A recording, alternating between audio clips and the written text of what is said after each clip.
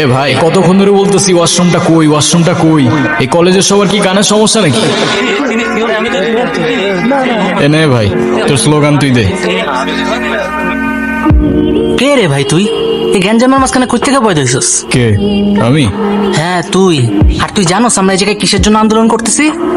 না, কিসের জন্য? আর লিখতে হবে না, বাসায় চলে যাও। স্যার আপনি বোধহয় ভুলে গেছেন আমি কে। হ্যাঁ মনে আছে, কিন্তু আপাতত আমি তোমার শিক্ষক আর তুমি আমার ছাত্র, এতটুকু মনে রাখলেই হবে। স্যার এবার মনে হয় বেশি বেশি হয়ে যাচ্ছে, খাতাটা ভালোই ভালো দিয়ে দেন, না হলে সমস্যায় পড়বেন। আর আপনি তো জানেনই আমি কার ভাই।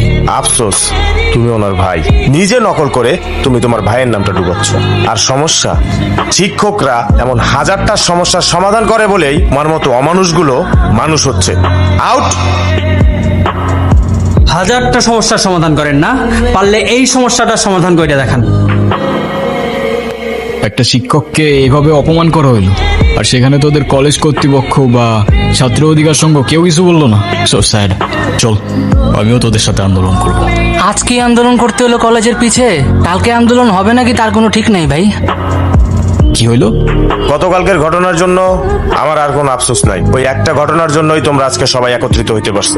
অন্যায় দেখে দমে যাওনি, প্রতিবাদ করছো।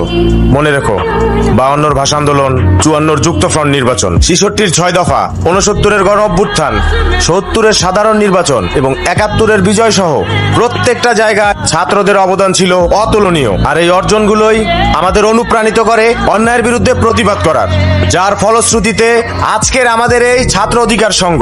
কিন্তু আফসোস, আজকে আমাদের ছাত্র লিডার আমাদের মাঝেই নেই, কিন্তু থাকলে হয়তো। আরে স্যার আবার আর একটা সমস্যা নিয়ে আসছেন। অপমান করে উস্কে লাভ আছে? গরু দিয়ে কখনো ভাগের কাম হয় শুনছেন? এরা হলো এক একটা গরু। এগোকারের সাহস আছে আমার সামনে দাঁড়ায় কথা কইব? আছে নাকি কেউ ভাগের বাচ্চা? সমস্যা সৃষ্টি হয় সমাধানের জন্য। আর গরু, আজকে দেখো কতগুলো ষাঁড়ের পাল নিয়ে আমি দাঁড়িয়ে আছি। ওরে বাপরে, ডরাইছি। সারের লগে সারের পাল, গুতা দিব নাকি আবার? আরে বাপ রে বাপ, এই শীতের মধ্যেও দেখতেছি ব্রোর রক্ত গরম। ঠান্ডা করতে হবে, চলাই। এই গরুর খামারে বাঘ কোথা থেকে আসলো? কে তুমি ভাই? আসসালামু আলাইকুম স্যার। ওয়ালাইকুম সালাম। আমি আপনাদের এখানের পিয়ন গিয়াসউদ্দিনের সাথে দেখা করতে এসেছিলাম। গিয়াস? কিন্তু গিয়াস তো আরো 2 বছর আগে মারা গেছে।